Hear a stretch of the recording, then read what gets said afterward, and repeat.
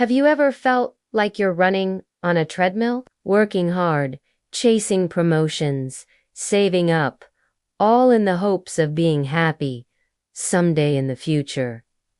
That's how I felt. It is like we all born with this default operating system in our brains that tells us to trade today, S effort for tomorrow, S joy.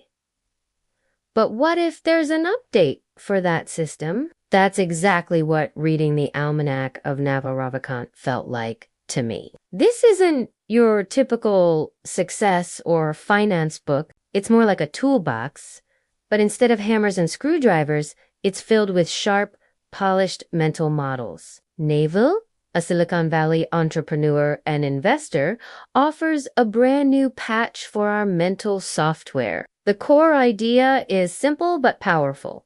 We pursue wealth to gain freedom, and we see happiness as a skill we can actually practice. After finishing this book, it wasn't about learning new facts. It was about untangling the messy wires in my own head. There were two aha moments that struck me like lightning. The first was understanding the difference between wealth and money.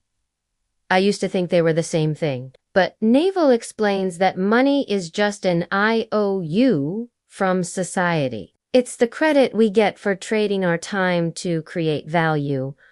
But wealth is the assets that earn for you while you sleep. That hit me hard. I realized that working for a salary is just trading my limited time for those IOUs called money. The moment I stop working, the income stops. True wealth is things like company equity, intellectual property, or automated systems. This one definition instantly clarified my goals. I shouldn't just be chasing IOUs. I should be building the machines that print them. The second moment that moved me was about the nature of happiness. We usually think happiness is the rush we get after achieving something, a promotion, a new purchase. But Naval flips this idea on its head. He says happiness isn't about getting something. It's the peaceful state of feeling that nothing is missing. He even says desire is a contract you make with yourself to be unhappy until you get what you want.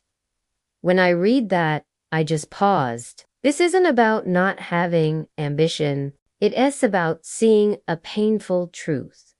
We often allow ourselves to be unhappy for long periods just to chase one goal after another. We pin our happiness to some future point, sacrificing our peace of mind right here, right now. This perspective felt like a gentle key, trying to unlock the chains we put on ourselves. From these two insights, I distilled two core principles to guide my life. The first is to replace time-based thinking with asset-based thinking. This sounds a bit technical, but it's actually simple. Our most valuable resource is time, and it's finite. There are only 24 hours in a day. If you only know how to trade your time for money, like with a regular job, your potential for wealth has a very clear ceiling. Naval's path is to use your mind and judgment to create something that can operate independently of your personal time and asset. It's like a farmer. If he only relies on his hands to work the land, his harvest is limited. But if he spends time building a water wheel or improving his seed-screening assets, his future harvests can be continuous even while he rests. This taught me that the direction of your effort is more important than the effort itself. Instead of just thinking about how to sell my time for a higher price, I started thinking about what I can create that works for me. The second principle is that happiness is an internal skill, not an external prize. We think our happiness depends on outside factors. Our boss's approval, our bank balance, others' recognition. But Neville says, happiness is like fitness or learning a language. It is an internal skill you can master through practice. The core of this skill is managing your desires and living in the present moment. When you realize that most of your suffering comes from endless wants, not actual needs, you've started to master this skill. This doesn't mean becoming complacent. It means shifting your motivation from running away from anxiety and lack to exploring out of curiosity and passion.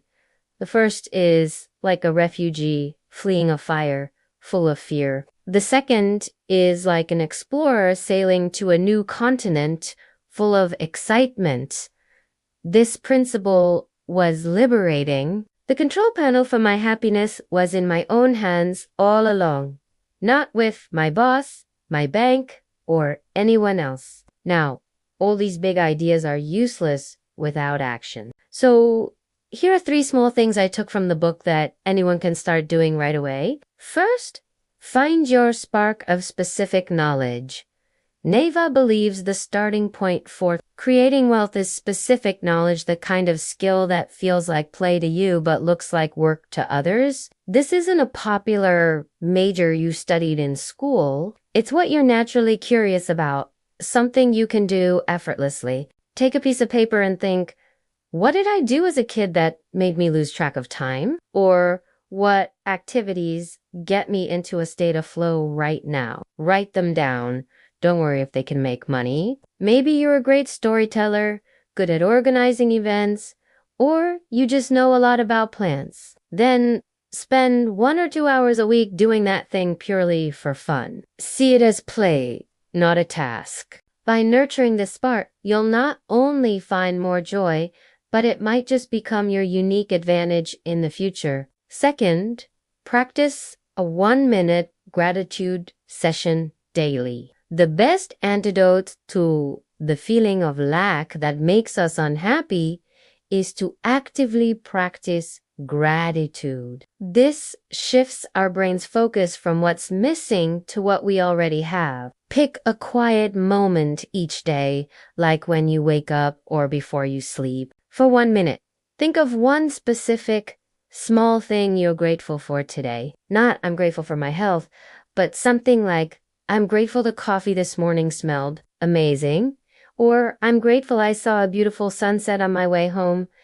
Try to really feel the warmth or pleasure it brought you. If you stick with this, you'll find your baseline level of life, satisfaction slowly rising. And third, give your brain meditation snacks. When people hear meditation, they imagine sitting still for 30 minutes, which can feel daunting, but Naval broadens the definition.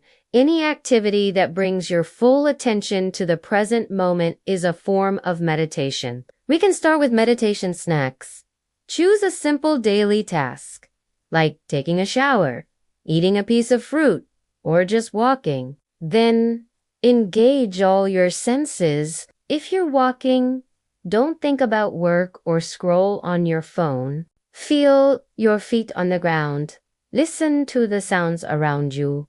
Look at the color of the leaves. When your mind wanders, it will gently bring it back without judging yourself. Start with just 3 to 5 minutes a day. This practice builds your attention muscle, reduces anxiety, and helps you experience more moments of calm. If you feel like life is an endless race that leaves you tired and confused, the Almanac of Naval Ravikant might be the pause button you need. It doesn't promise a secret code to wealth, but it gives you a new ruler to measure wealth, work, time, and happiness. Real change starts with one small action today. Maybe it's just putting down your phone and truly feeling your own breath. I wish you peace and freedom on your journey. Thanks for watching, and if you found this helpful, please like and subscribe for more.